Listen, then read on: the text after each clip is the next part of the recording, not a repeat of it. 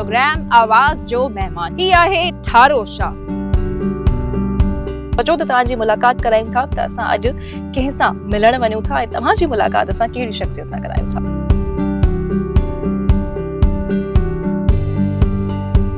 सरदार मोहम्मद उस्मान खान अलमाणी साहब जे घर अहिड़ो एक्टर या एक्ट्रेस आहे जंहिंसां तव्हां मिलण जा ख़्वाहिशमंद आहियो? मलाइका अरोड़ा। कॾहिं मौक़ो मिलियो आहे तव्हांखे कोई? मूंखे मौक़ो मिलियो श्रीदेवी सां मिलण जो। मोहब्बत जी शादी हुई? अरेंज मैरिज हुई। Okay. I like my wife. मां मर्दूम सरे राह रवान हस्तिन दीदने मर्दूम मैंने कचा। अब्बा खुश हैं करे बा खुश हैं तब ठीक सब खैर आज खुश हैं करे बा खुश हैं करे तब ठीक है सब करे अब्बा खैर तो ही सहता आंसर है।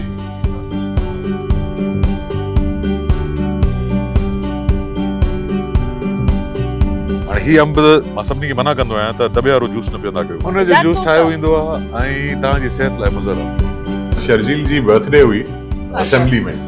दोस्तनि सभिनी गॾिजी हुन जे लाइ केक जेको आहे सो बंदोबस्त कयो। सियासी तौर ते सियासी हवाले सां कहिड़ो तव्हांजो ॾींहुं जेको आहे तमामु बर्स्ट रहियो पॉलिटिकल करियर खे वठी? जॾहिं इमरान ख़ान मुल्क जो वज़ीर आज़म थियो। पूरो सियासी स्टेटमेंट आहे सिर्फ़ु तव्हांजो।